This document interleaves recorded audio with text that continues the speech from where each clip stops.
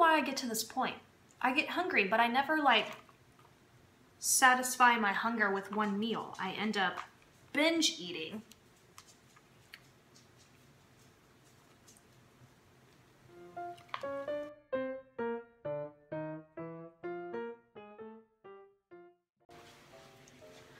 I honestly don't know what I'm in the mood for. I am just eating random pieces of prosciutto, so that's what's happening down here. It's like I can't stop when I start eating this stuff. I really can't. I mean, I'm eating this like I haven't seen food since 1984, you know? I've had a couple people ask me this question, so I've had people ask me, did I find my hats? And the answer is yes. I found them, and when I found them, I actually got like a little tear in my eye. I did. I think it might have like fallen down my face. But I did. I found my hats, and if you're wondering what I'm talking about, when I moved into this house, I have tons of hats, and as you know, I film lots of videos with like hats on. They're my favorite. But when I moved into this house, I only kept out like 2 or 3 for the move, and I packed all of my other ones, and then I just never found them for the longest time. And then I finally found them. They were in my craft room. What I would really love like to have right now would be something from Cheesecake Factory. Like, their hamburgers are the best. It's really good. And I want a tiramisu cheesecake. I mean, is that not like the best of both worlds?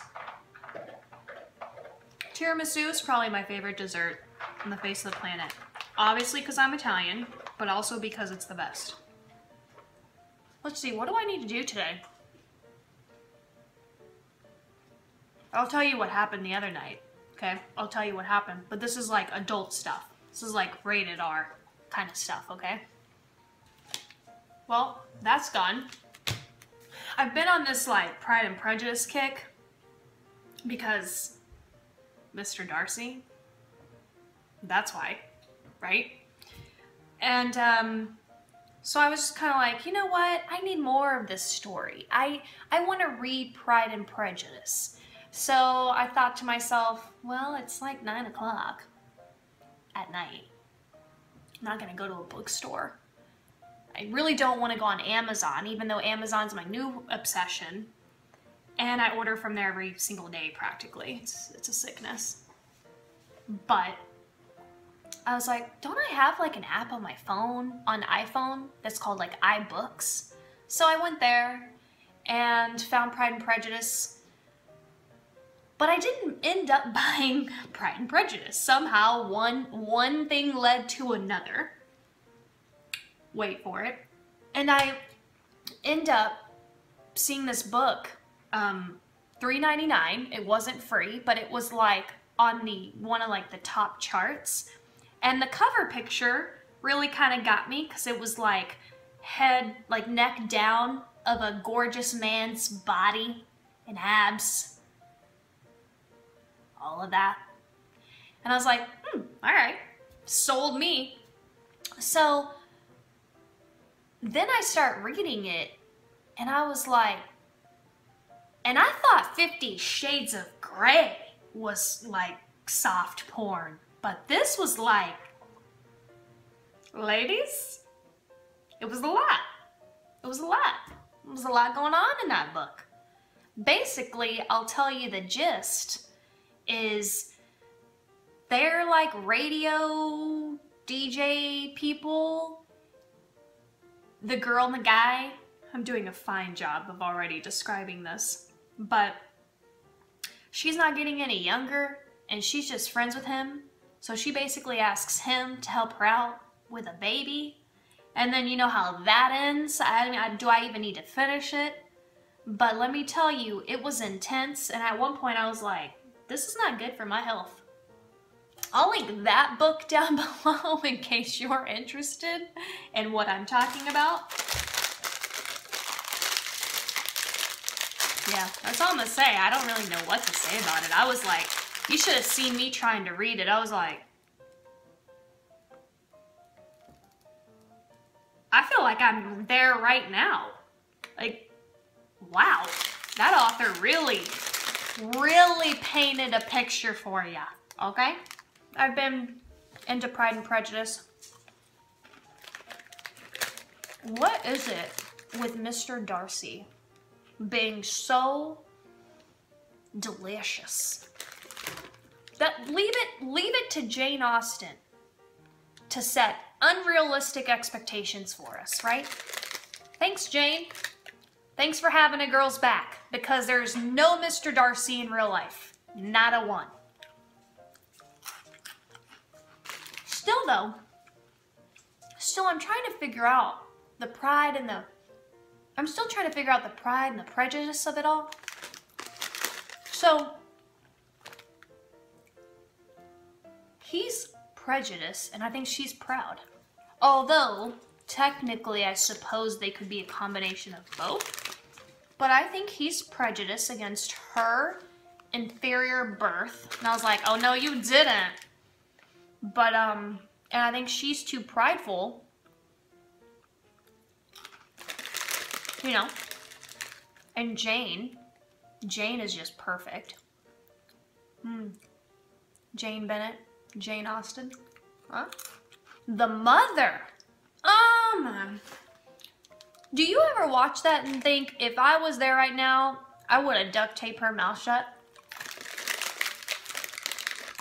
When she just keeps going on and poor Mr. Bingley's like flipping out in the end, he's like, are you gonna invite me to like sit down, or we save all the best govies for you?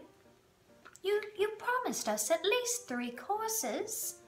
Oh, my lot of things have changed since you've been away. Miss Lucas, she's married and settled, and my Lydia too, although it was not put in the papers as it ought to have been. Did you even let Mr. Bingley say, hey, what's up, ladies? I mean, anything?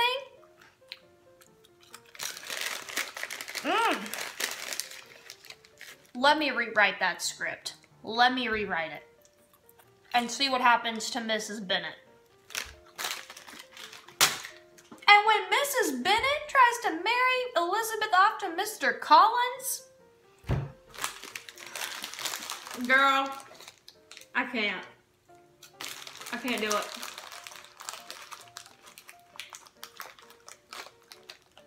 Oh, the best part in that movie. There's a lot. My favorite part is when he helps her in the carriage. When he sees her for the first time in the ball, and he does the double take, that's right. That's right. And then, when she shows up to Mr. Bingley's ball, and she's like walking to look for, when she's looking for Mr. Wickham, and she's like walking through, and then Mr. Darcy like follows right behind her. Whew. I can't. Give me some goldfish. Give me some goldfish. I mean, can I order a Mr. Darcy on Amazon? Is that an option? Horseback. I love when they all say it in unison. Fun fact, the girl who plays Lydia plays, what's her face in Hunger Games? Yeah. What's her name in Hunger Games?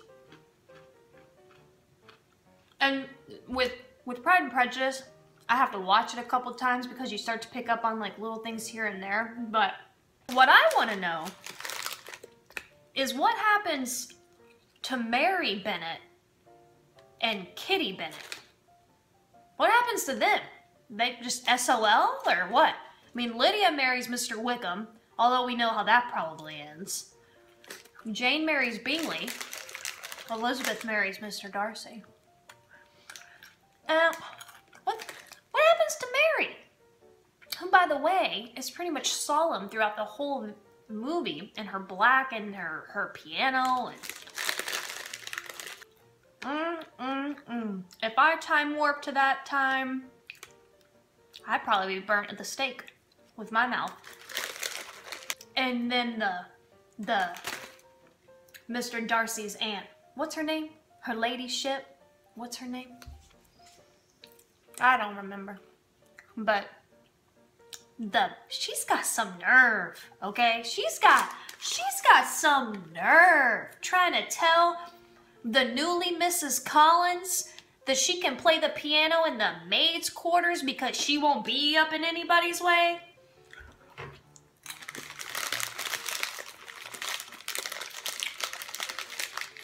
I can't with that woman. Mr. Collins, you can't sit there. You can't sit next to your wife. Move over there. I could probably read the entire movie back to you in a script, like fashion, because I know that movie so well. But Mr. Darcy's speech in the rain was kind of insulting. He's like, well, basically, he says it all, you know, 1800s fashion. But what he's really saying is, even though you're like poor, even though your birth order isn't like the rank, meaning you're not the firstborn, and even though your family's a circus, I still want to marry you. What do you say? And she's like, what she really says is, "And those words of a gentleman." But really what she's saying is, the hell did you just say to me? That's what I need to do, is translate Pride and Prejudice into 2017 verbiage. Because that's what she really meant by, "and those words of a gentleman." Really? She could have also meant, "Say that to me again one more time. Say it to me one more time and see what happens." That's what I would have said.